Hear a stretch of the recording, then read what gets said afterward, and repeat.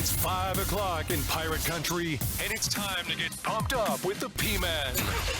Hit the door and hit the road. 94.3 The Game is going to get you home, and the P-Man's not holding back. Yes! Yes!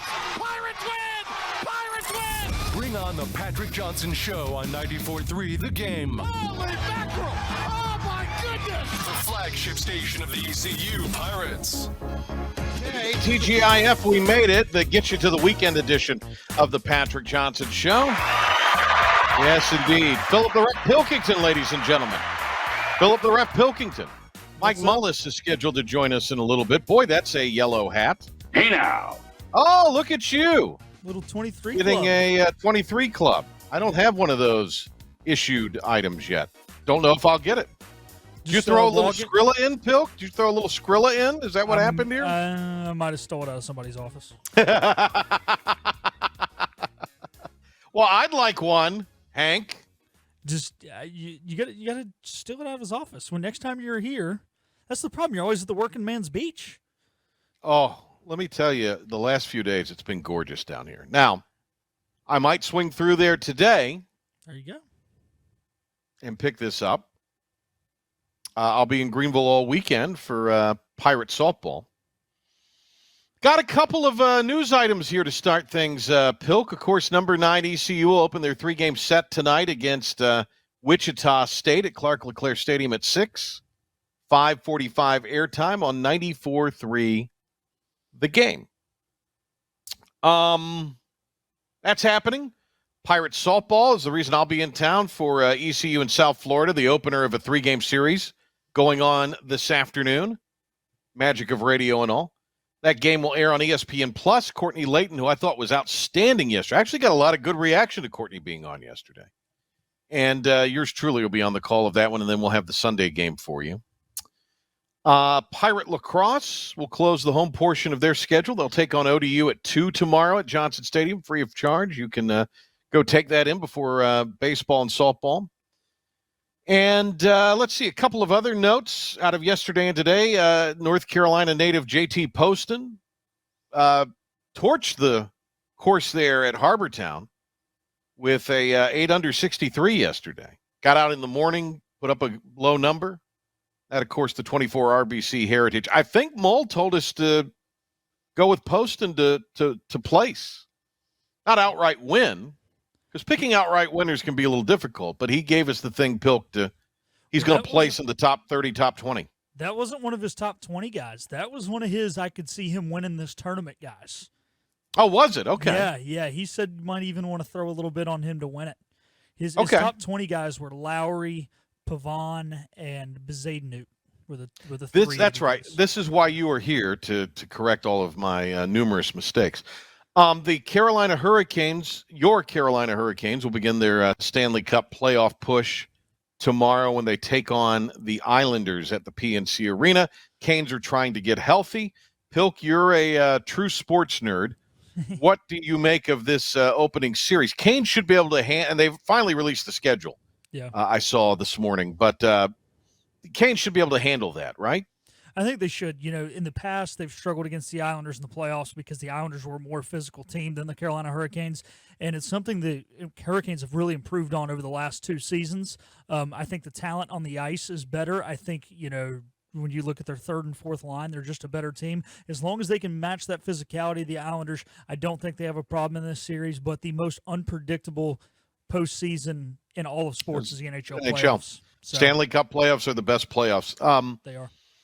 Followed by, the NCAA in my tournament. opinion, yes, the NCAA tournament. If we're talking pros, though, I would say the baseball playoffs, especially early rounds, are often exciting.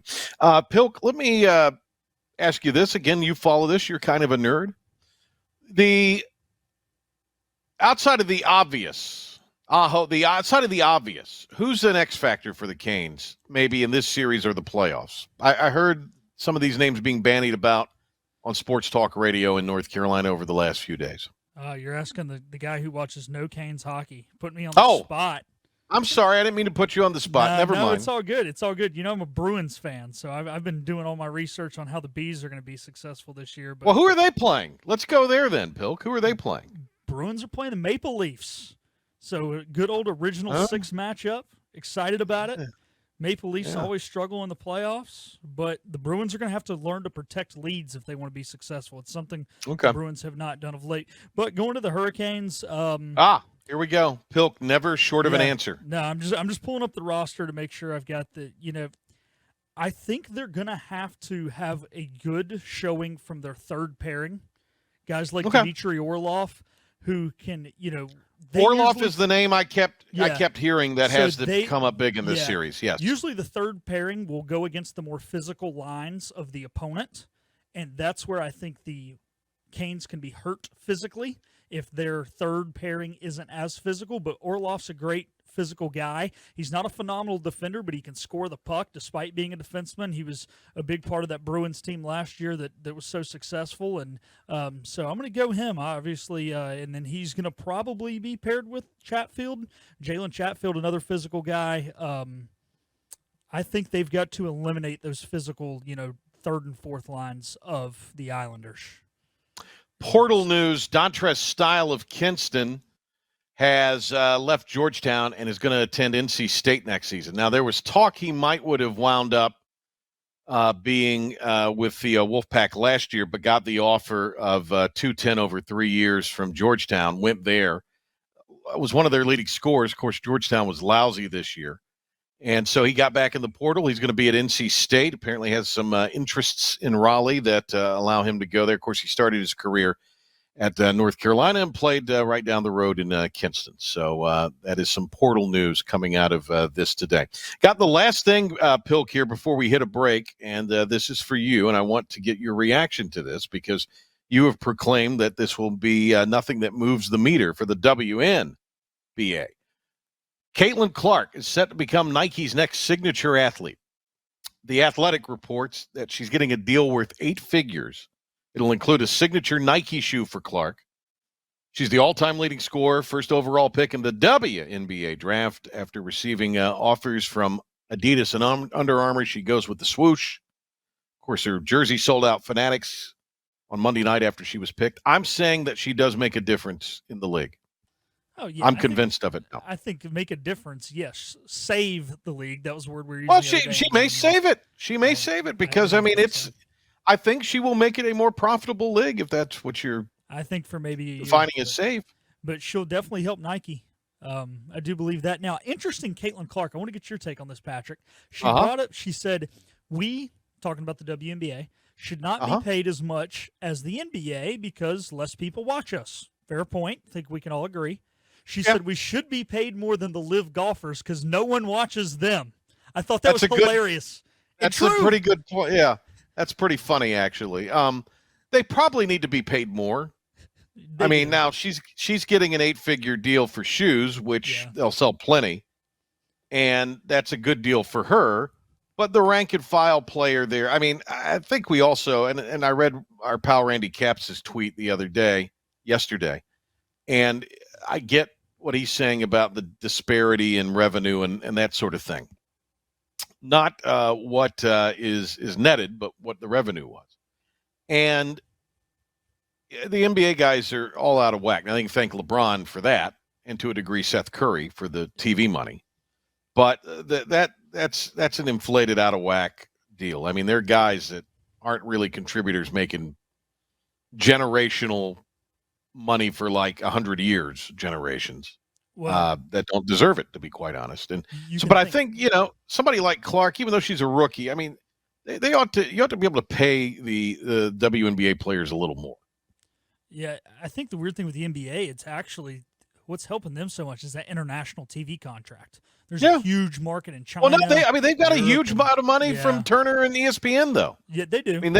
They signed a huge deal. They overpaid for it. Oh, they 100% did. Yeah, the NBA. But I get what you're saying, though. Every year when the viewership is declining, right? And you're seeing no cap come up in the NHL, and they just broke attendance records.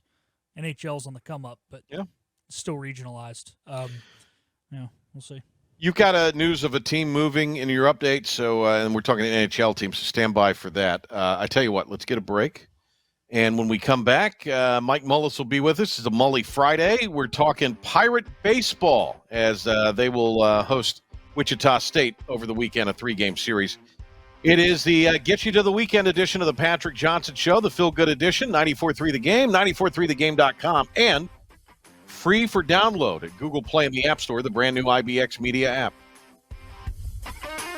It's time to get more in 24 at Greenville Toyota. More savings, more selection, more for your trade. Get new Camrys, $269 a month.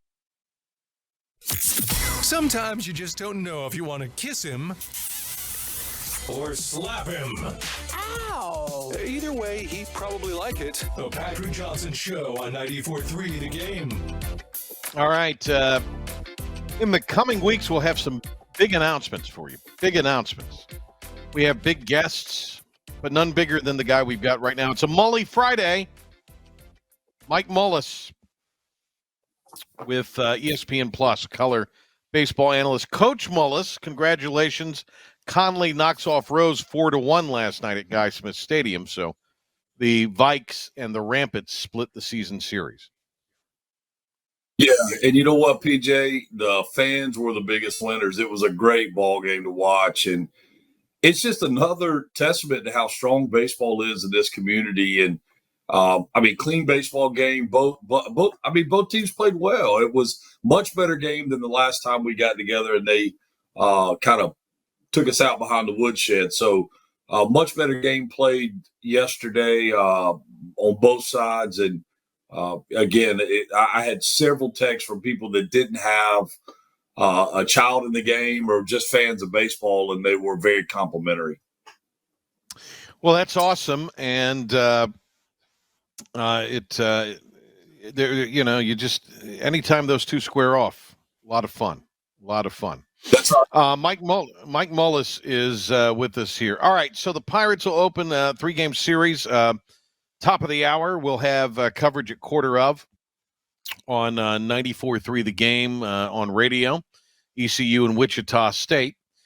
Let's start with Tuesday's game, a epic 5.5-hour, 13-inning affair where the Pirates saw William and Mary miss their extra point, so it's a 14-13 win. William and Mary kept coming and kept from the jump. Pirates jumped out. William and Mary just kept coming at them. And the game concludes. ECU pitching, let's start there. Mully strikes out a combined 22. Yeah, strikeouts are one side of the coin. Look, from what I understand and from all accounts, and we were actually playing that night, so I wasn't able to you wouldn't have been able to watch it. You would have had to have listened to it, Mully, because you couldn't have watched it. Okay. It was on ESPN Bolivia. Okay. What I understand though, the strike zone was ridiculously tight. It was there's definitely some things, and I know this is the elephant in the room for all these Carolina fans right now is what are we going to do with the bullpen? Folks have to understand the way bullpens are managed and pitching staffs are managed. This goes back to Sunday, in my opinion, the review in the second inning, and this is all going to make sense in the second, PJ. The review with Ethan Norby on the mound, and he's rolling. You have the bang bang play at first base. It takes the officials forever to review the play, which leaves Norby out there. We all know he's a rhythm guy. He loses rhythm. It kind of stagnates, and he ends up getting one more out coming out of the game. If that doesn't happen, I think he goes another 3 to 5 outs.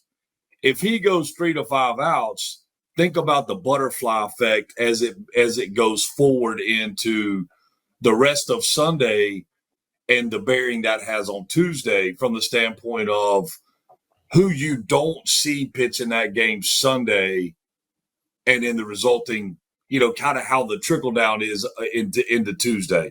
So when you get off rhythm at any one point, and obviously it's more game to game, but it does have bearing over short rest periods.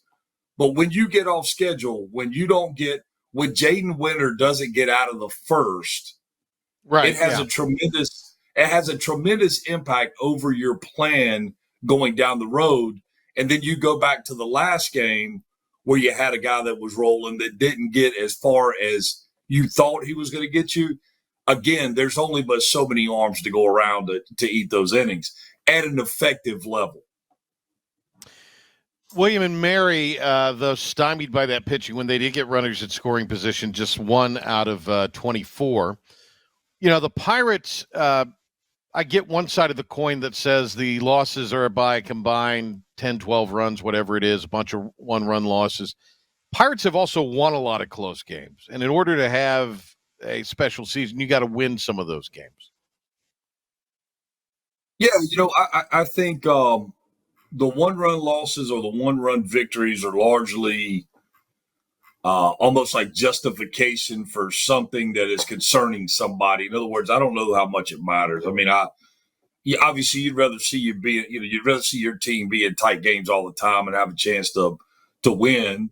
But at the end of the day, it's about the wins and loss column. So you don't get extra points because you lost by X number of runs or won by X number of runs.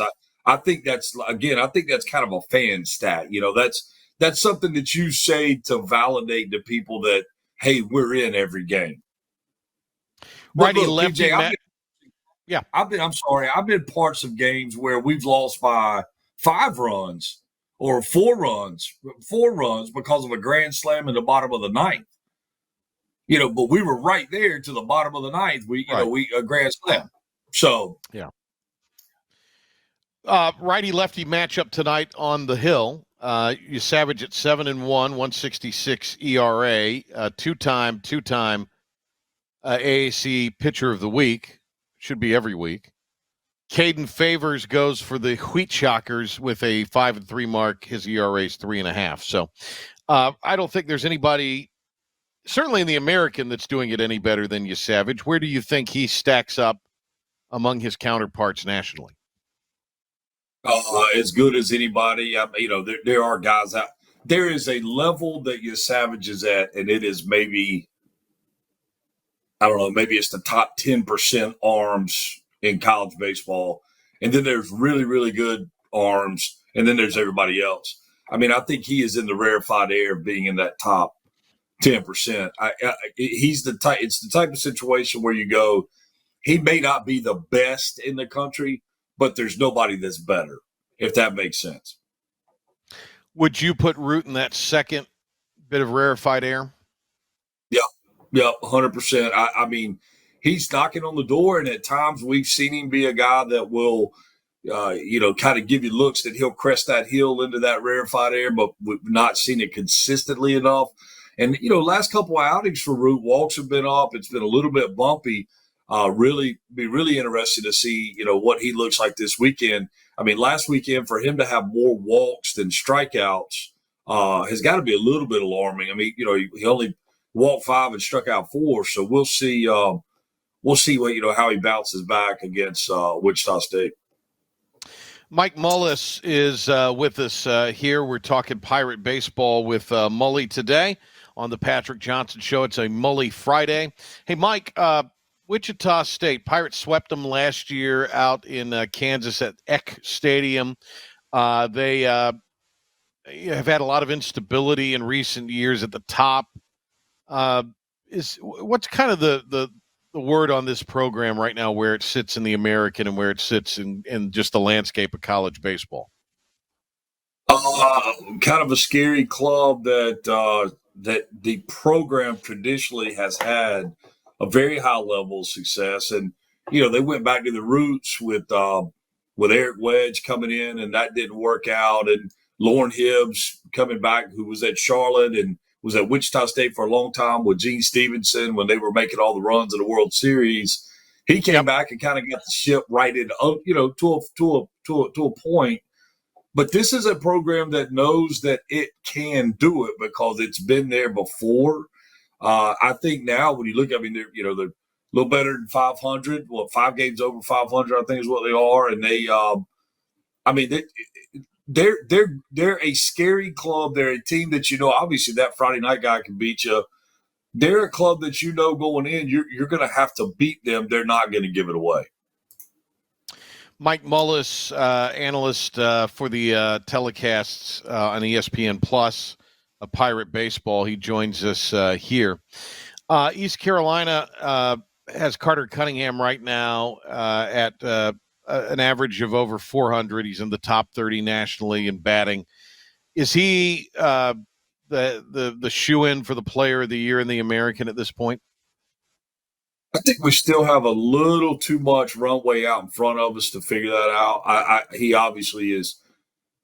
He's got to be the leader in the clubhouse, if you will, although he's not in the clubhouse. But you would think he would be out front of this thing.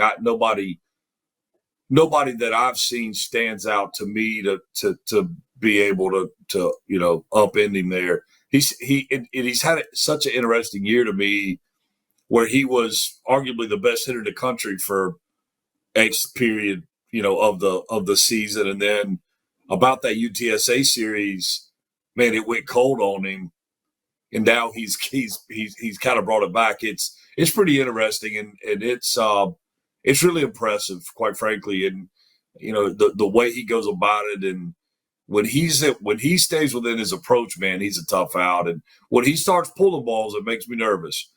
When I say that, I mean when he's pulling everything, it makes me nervous. When you see him drive the ball the other way, even if it's allowed out, he's going to have a big weekend. So he's certainly been fun to watch, and a guy that you would think would be there for lots of accolades at the end of the season. We'll see what happens with Jacob Starling, but I don't think they're terribly optimistic. At least that was the word, middle of the week. So, Mully, they've had to shift some pieces around. You don't know how long you're going to be without Starling. Dixon Williams shifting over to second, which was a position he played in high school. Now, I think Coach Godwin thinks he could project out long-term as a left side of the infield guy, so we'll see. Some things that even you've acknowledged that Dixon probably needs to work on. And what Colby Wallace is doing, I mean, he's just a big dude. And, I mean, what he's doing with the glove down at the proverbial hot corner, it to me is as impressive as anything. Yeah, he's played well, and you're talking about a guy that's a converted shortstop, so the athleticism's always been there. But yeah, he's played well, got a great arm, and look, he swung the bat well. I don't, when you look out there and at one point you've got, with just talking freshmen, the impact Bristol Carter's had, the impact Colby Wallace has obviously had. The impact Norby's had on the mound, it's impressive when you start. You last week against Charlotte, you look out there, you got all three of those guys in the lineup at the same time, and I don't know how many number 9 teams in the country can say they're running 3 freshmen out at any given point, but in the history of being number 9 in the country, but yeah, Colby Wallace, and that's what that is the upside of the downside of having Starling out, is that you've been able to watch Colby Wallace develop, and that's just better for the program in the long run. And with Dixon being a sophomore, I mean, it's the future's quite bright in a lot of areas. Riley Johnson has just been amazing. Leadoff home run the other night at William and Mary, sparked things last weekend for the Pirates, and he's doing it with the banged-up shoulders. He's going to need a couple surgeries after the season. And, we talk about a lot of guys. We've talked about Riley Johnson some, but I just don't think we can quantify his impact right now on this team and do it justice.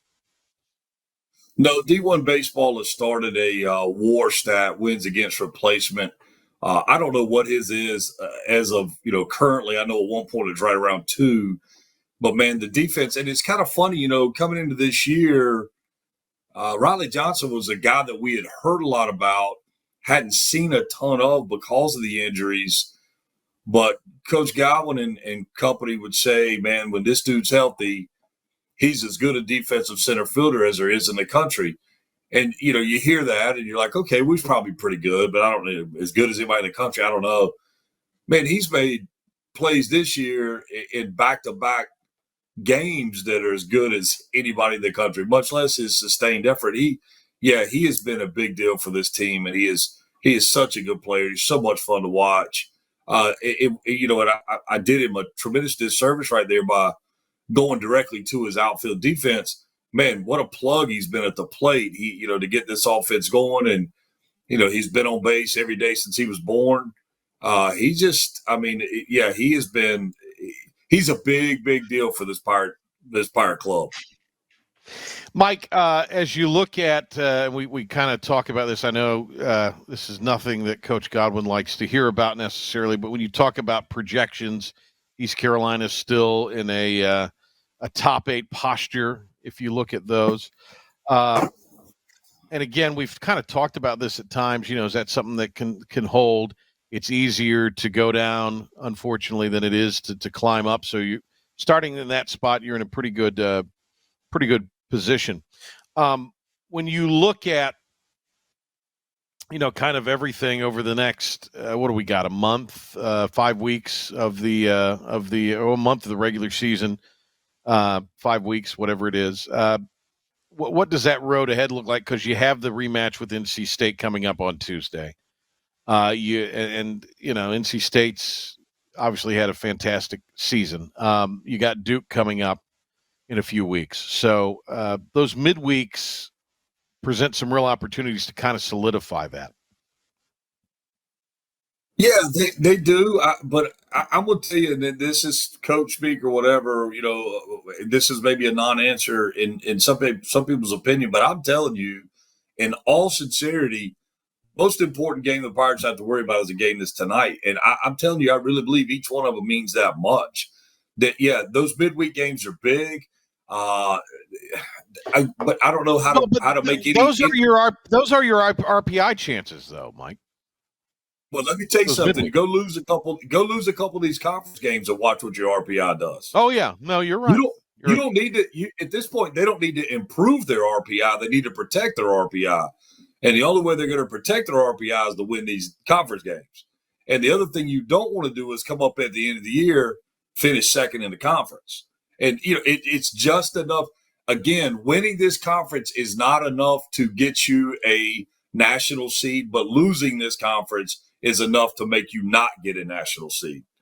All right. So the winning of the conference is a far bigger deal. State comes in on Tuesday, as we mentioned. You'll be in the booth for that one. How do you foresee AMAC being greeted by Pirate Nation? I think it's going to be mixed, but I think largely, I would say 75% of the fan base will welcome him either with open arms or quietly. But the 25% that chooses to, voice their opinion, we could have a situation of a vocal minority. But I think this thing has run its course enough, and they went to state and had success. So, but I think largely it'll be a single at bat situation, and whatever the reception is, and then let's move on. And again, the most important thing is playing that game. Don't be stupid. That's just all if you're going to the game, don't be a moron. I can't think of a better way to put it. Just don't be an idiot. Okay, Mike, series against Wichita State. You are correct in that you can't afford to drop any of these games. You don't want to, obviously. You got to win the series at minimum. So give me an idea of what the rundown is as far as points of emphasis this weekend. Man, it's going to be consistent, clean baseball. Strike one from the pitching staff.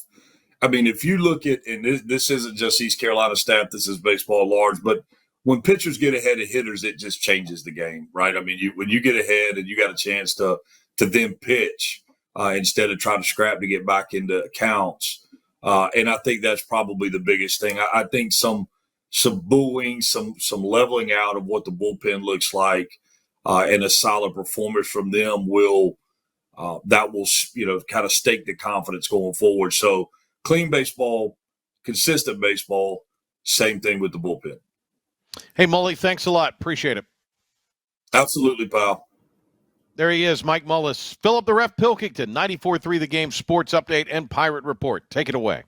Thanks, P-Man. Starting in Pirate Athletics, the baseball team will be back in action tonight as they host the Wichita State Shockers.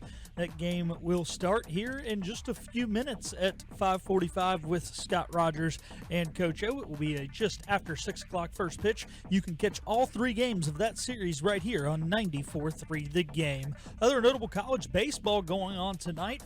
8th-ranked Florida State will be up in Winston-Salem taking on 12th-ranked Wake Forest. There's a big one going on in the SEC, a top 5 matchup going on between number 4 Tennessee. They'll be in Lexington, Kentucky, taking on the 3rd-ranked Wildcats. 7 Duke will be at 23 Virginia Tech, and game 2 of a rivalry going on between number 11 North Carolina and NC State will be played tonight. State won last night 9-8. AMAC went 1 for 5 with a home run. The NBA play-in games wrap up tonight. The Heat will be hosting the Bulls. The winner of that will get the Celtics as the 8th seed. Heat will have to do it without Jimmy Butler, who was announced yesterday that he has an MCL injury and will miss several weeks. Also, the Kings and Pelicans will play at 9:30 for a shot to be the 8th seed in the West and take on the Thunder. The NHL Board of Governors has approved the sale of the Arizona Coyotes to the ownership group that owns the Utah Jazz. The Coyotes will move to Salt Lake City for the upcoming season. That'll do it for your 94.3 The Game Sports Flash Update and Pirate Report. On the other side of this timeout, we will be back to wrap up the Friday edition of the Patrick Johnson Show.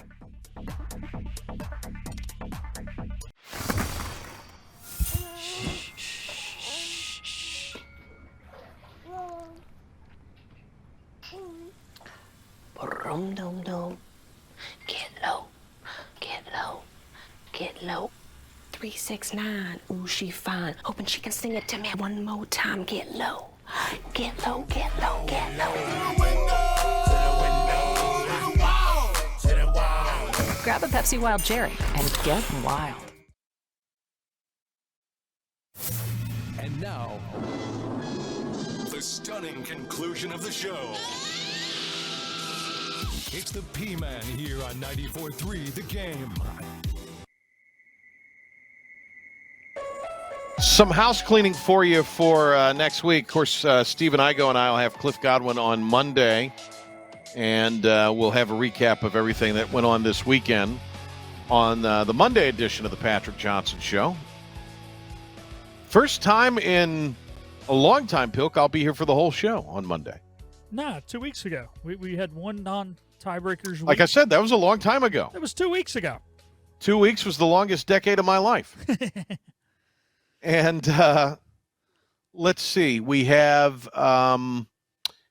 Tuesday, Pilk's going to host the show. I've got TV out of town, so Pilk will host the show that day, and some other stuff out of town. So Pilk will lead you through that, and then we'll get you through the rest of the week. The NC State game, 6 o'clock on Tuesday, and that'll be a 5:45 airtime. We're just a few minutes away from an airtime as well.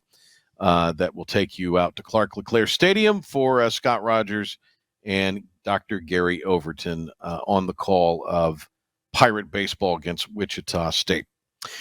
So, Pilk, I heard you describe the NBA playoff situation. Did you know that the Bulls and Hawks was actually one of the top 10 most viewed games this year? Wow. I did not know that. I mean, people love a postseason. People love a playoff. But I mean, that seems hard to believe. Yeah. Because this Michael Jordan and Dominique Wilkins aren't walking through that door. They're not. But you know, when you look at it, like you said, it's postseason, and I still think there's a large fan base there in Cook County. I think Atlanta has really embraced the Hawks ever since the Dominique Wilkins days.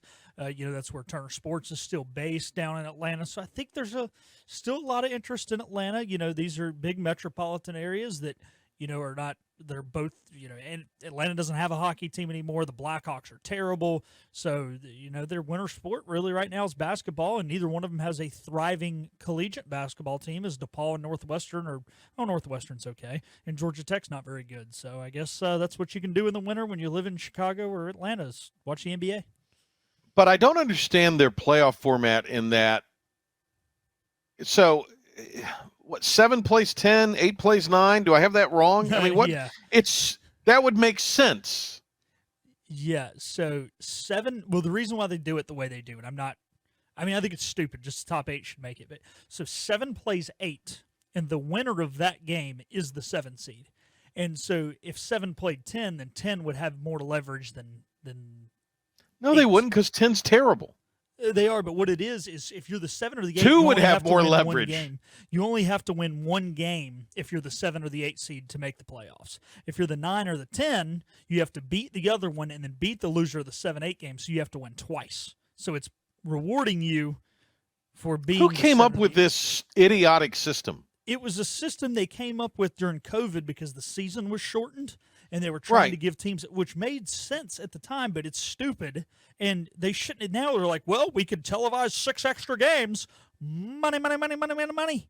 And now they, I don't. It's dumb. It's horrific. Like, why do 10 teams from each 15-team conference have a chance to make the playoffs? I mean, why don't we just put everybody in? Why don't we just be like, Oprah, you get a playoff spot, you get a playoff spot, you get a playoff spot.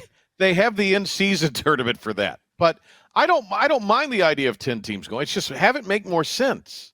Yeah. Right? Have it make a little more sense. I mean, to lose the 7-8 game and then have a chance to play again, I don't know. It's just strange to me. Yeah. Just absolutely strange to me. 7-10 or 7-8, 9-10. Do it that way. That's how it is. 7 and 8 play. But that's it. Winners move on. Losers go home. Okay. Losers go fishing. I think if they did a 7-10, 8-9, they'd have to do like a best 2 out of 3 or something. Kind of like the. Well, they wouldn't wait that long to do. I mean, because they're not going to make them play back to back. Oh, that's right. Yeah, but those pansies can't play back to back. Oh no, we're NBA players. We cry about everything. You have load management, and they would be managing their load. That didn't sound right, did it? All right, let us. What a way to end the week. You said it, not me. All right. Yeah. Go ahead, Patrick. Let you wrap it up here. All right. We're wrapping it up. All right. Big thanks to Mike Mullis. Been on the air too long. And you can catch me on ESPN Plus this weekend, today and Sunday with ECU softball. Stay tuned. We will have East Carolina and Wichita State. Game 1 of the 3-game series from Clark LeClaire. And the pregame with Scott Rogers and Gary Overton. Right after this. Have a fun and safe weekend, everybody. We'll see you Monday.